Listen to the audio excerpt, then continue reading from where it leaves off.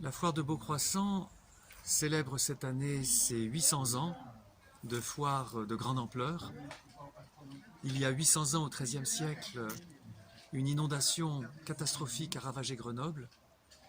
Les survivants se sont groupés autour de leur évêque qui leur a conseillé de faire un pèlerinage au lieu de la Sainte-Croix qui est juste à côté de Beaucroissant.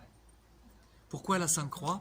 Parce que la catastrophe a eu lieu le jour de la fête de la Sainte-Croix, le 14 septembre.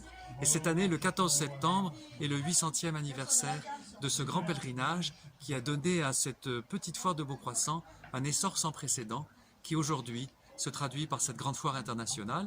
Nous allons d'abord voir une reconstitution de Grenoble au XIIIe siècle, artisanale, approximative, mais qui donne une idée de ce que pouvait être la ville et les montagnes qui l'entourent. Et ensuite, une brève reconstitution théâtrale nous fera revivre très humainement les instants de cette catastrophe et en même temps l'actualité d'aujourd'hui et la prospérité de la foire. Voilà donc cette reconstitution de Grenoble avec la cathédrale Notre-Dame en cette année 1219, lorsque la ville était sous le régime du dauphin de Viennois. Cette reconstitution est très approximative. Les maisons de l'époque ne sont pas toutes en pierre, elles sont beaucoup en bois avec des colombages, mais l'on distingue surtout le rempart au XIIIe siècle, qui est encore le rempart romain.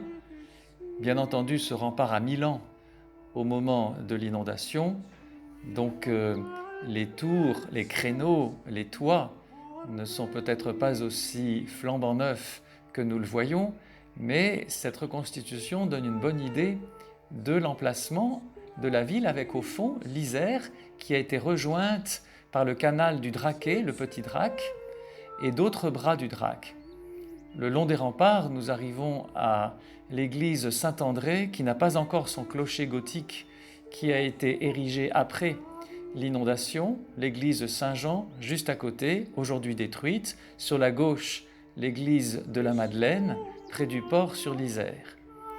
Et notre tour de la ville qui va être inondée se continue avec cette place dans le centre de la vieille ville, ainsi que les drapeaux du Dauphiné qui sont sur les toits.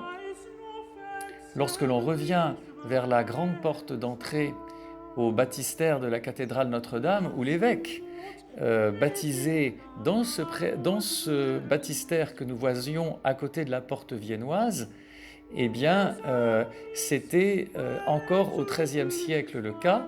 Par-delà les remparts, le quartier de Lille, devenu le bourg de Lille et aujourd'hui l'île verte avec l'église des Cordeliers, et en bordure d'Isère, quelques maisons qui viennent de se construire avec le pont Saint-Laurent et l'église Sainte-Madeleine au fond.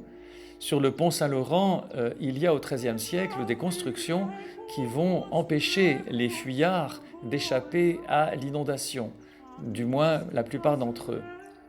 Et ce pont, vous le savez, conduit sur la rive droite de l'Isère, qui est construite plus qu'elle ne l'est ici, mais c'est le chemin qui permet, le long de l'Isère, de partir jusqu'à Vienne. Et sur cette autre rive de l'Isère, la rive droite, il y a la très ancienne église Saint-Laurent, qui est une église ici du XIIe et XIIIe siècle, elle-même construite sur des nécropoles du Ve siècle. Et aujourd'hui, cette église désacralisée donne lieu à des visites archéologiques très intéressantes sur le Ve siècle à Grenoble.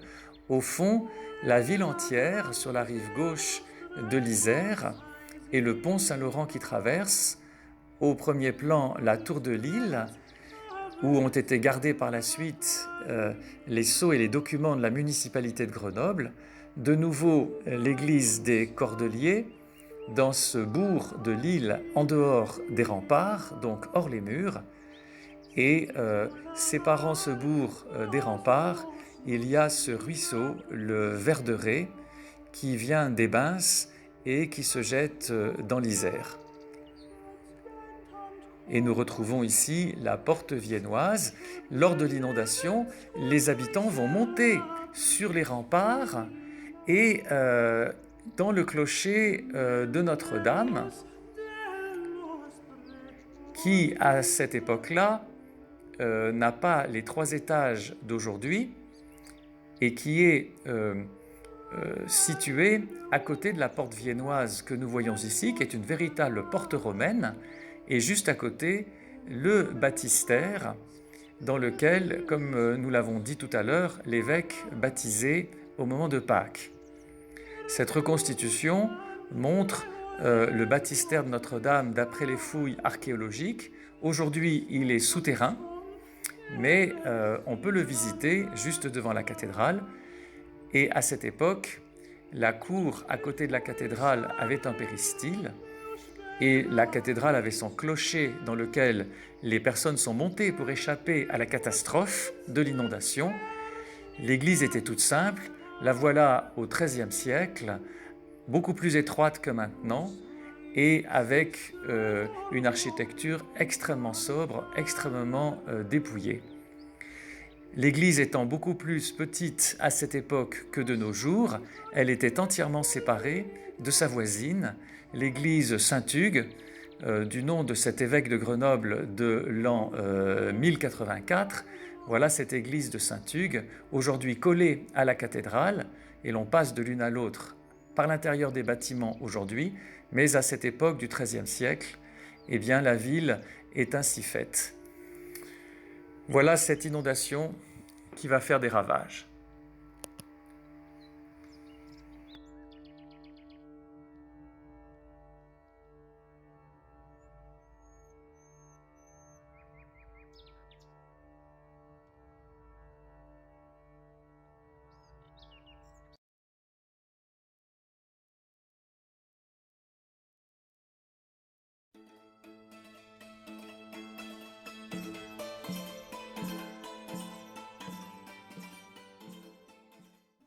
Évangiles selon saint Marc à distribuer. Ça va suffire? C'est pas le plus important, c'est d'aller à la rencontre des gens, de leur parler, de leur dire que nous sommes de l'Église catholique. Il faut les écouter, échanger, dialoguer avec eux. Oui, le cœur ouvert, je sais. De toute façon, nous allons accueillir sans discrimination. Nous viendrons... oui, le cœur ouvert, il n'y a que ça de vrai. Bonsoir, gentes dames. Pourriez-vous nous indiquer le chemin vers la colline de Parménie? Pas très difficile, monsieur. Le GPS, vous en sortirez. Je vous expliquerai. Je vais vous aider. Vous allez à une fête médiévale? À un anniversaire costumé? Nous allons à la fête, au pèlerinage de la Sainte-Croix. Un monsieur nous a dit de demander notre chemin à la foire de Beaucroissant en Dauphiné. Mais je ne suis pas au courant qu'il y a un Pélé ce week-end. Vous allez faire une retraite au centre spirituel? Oui, nous sommes bien le 9e mois de l'année 1219. J'adore votre humour. Nous sommes le 14 septembre 2019. Je pense que là, vous faites erreur. Il y a 800 ans qui nous séparent. Je ne sais pas si vous allez tenir un stand. Lancelot, méfiance. Vous êtes très légèrement accoutumés. Vous êtes très légèrement accoutrés, mesdemoiselles. Vous ne m'aurez pas. Je ne me laisse pas avoir par ce genre de plaisir.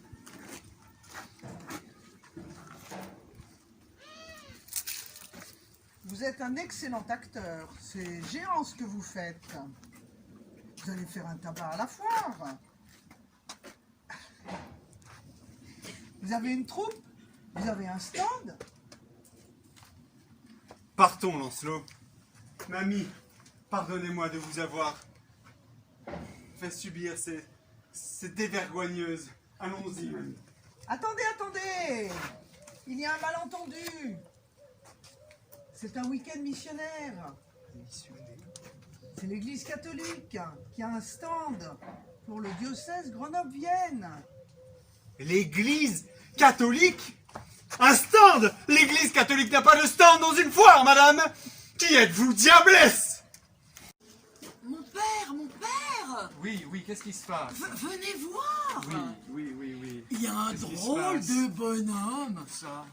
qui a l'air un peu fragile psychologiquement. Il dit qu'on est en 1219. Ah, bon, bah, bien conservé hein, pour ces 800 ans, hein, bien conservé. Oui. Madame, messieurs, bienvenue. Que puis-je faire pour vous? Voilà, je vous souhaite la bienvenue à la foire de Beaucroissant. Je suis le père Patrick Faure, le recteur de la cathédrale. Vous êtes abbé Oui. dans cet affublement? Ah bah, qu'est-ce qui se passe? Nous nous rendons sur la colline de Parménie. Nous sommes attendus par les chanoines de Saint-Augustin pour célébrer la fête de la Sainte Croix. On monte. Grenoble est inondé, complètement inondé. Il y a des morts. Un de vos amis, monsieur Non mais, mon ami, que vous arrive-t-il? Quel est votre nom? Lambert, je m'appelle Lambert. J'habite à Grenoble avec ma femme et ma fille. Et je suis tisserand à Grenoble. Et il paraît qu'en montagne, ça s'est écroulé. Ça a craqué, on dit que ça a craqué. Je ne sais pas ce qui a craqué. Mais en tout cas, il y a de l'eau de partout. L'eau coule, les rivières débordent. Grenoble complètement englouti. J'ai vu des gens qui essayaient de se sortir de l'eau. J'ai pas pu les secourir. Juste pu emmener ma femme et ma fille avec la charrette pour venir nous réfugier ici, sur les hauteurs. Monsieur Lambert, reprenez vos esprits. Monsieur Lambert, l'histoire que vous nous racontez, elle date de 1219. Oui, Elle a de 1219. 800 ans. Nous sommes On a- en 2019, monsieur Lambert. On a Monsieur 1219.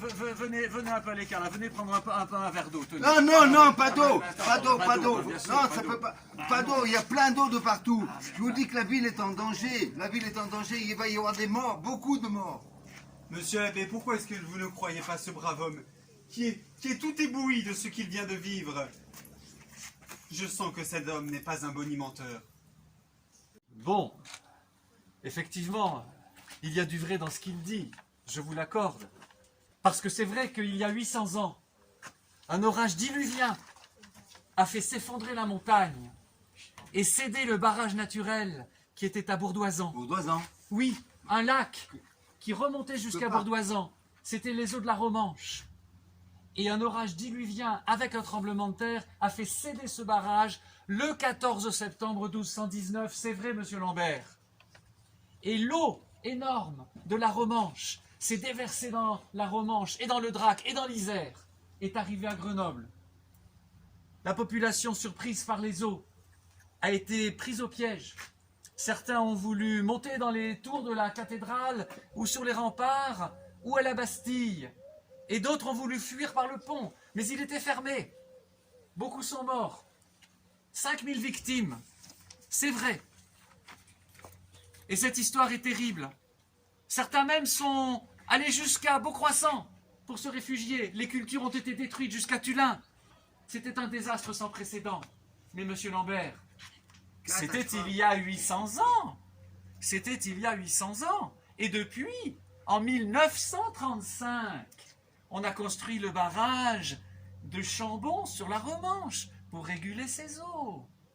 Voyez-vous? Êtes-vous... Non, un prophète annonce l'avenir. Moi, je vous parle du passé, de cette histoire qui a 800 ans et que nous sommes venus raconter à cette foire de Beaucroissant. Et je ne suis pas tout seul, je suis avec des disciples missionnaires, regardez, nous sommes nombreux. Et nous racontons cette histoire qui a eu lieu il y a 800 ans. Comment se nomme votre évêque? Comment se nomme notre évêque? Monseigneur Guy de Kérimel. Mais non, Kérimel. vous mentez. C'est de la moquerie tout ça. Il s'appelle Jean de Sassenage.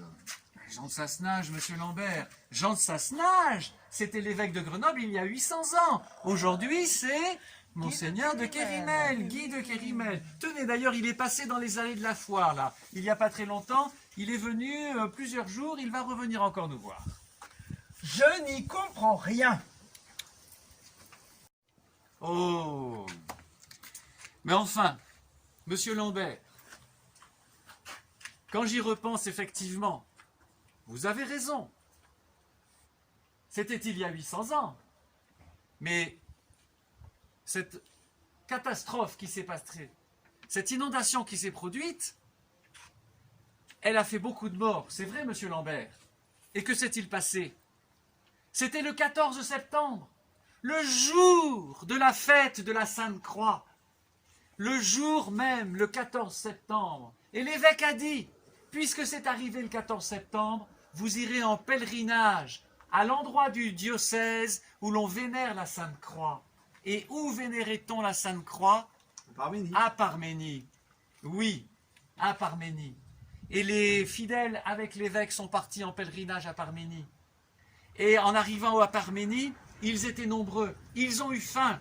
Il y avait le marché de Beaucroissant qu'ils ont dévalisé. Et les années suivantes aussi. Et voilà ce qui a donné à ce petit marché de Beaucroissant cet essor incroyable qui aujourd'hui nous vaut cette grande foire internationale 800 ans plus tard. Et bien voilà cette histoire et cette réussite de la foire de Beaucroissant grâce à ce pèlerinage. Mais aujourd'hui, qui s'en souvient? Qui s'en souvient? Et nous sommes là pour la raconter, cette histoire. Elle est extraordinaire. Eh bien, cette foire, qui n'est pas comme les autres, elle est au pied de Parménie, oui, au pied de la Sainte Croix, au pied de Notre-Dame de Parménie qui veille sur elle. Je ne comprends pas ce qui se passe. Vous fatrouillez, l'abbé. Vous fatrouillez. Moi, je sais qu'il y a une inondation à Grenoble et qu'ils vont tous mourir. Ils vont tous mourir. Ah, monsieur Lambert, écoutez, allez vous reposer un peu. Manifestement, vos journées sont longues et difficiles, donc vous avez besoin de repos et de détente. Allez-y, voilà. Mamie, Lancelot, venez. Ces gens semblent être en 2019. Nous sommes en 1219. Allons, car la croix demeure. Venez, allons vénérer, pèlerinons à la Sainte Croix. Ça alors, qui sont ces hurluberlus? Ils sortent d'où? Ah oui. Ils sont arrivés comme ça, venant d'un autre siècle, de 800 ans. Et en même temps, ils nous ont rappelé cette histoire terrible qui est à l'origine de ce développement de la foire de Beaucroissant. Cette histoire dramatique qu'il ne faut pas oublier. Allez, allons la raconter. Oui, allons la raconter, cette histoire. Et n'oublions pas, en la racontant, qu'elle est au pied de Parménie. Et que nous allons la redire en rappelant que Notre-Dame de Parménie veille sur cette foire.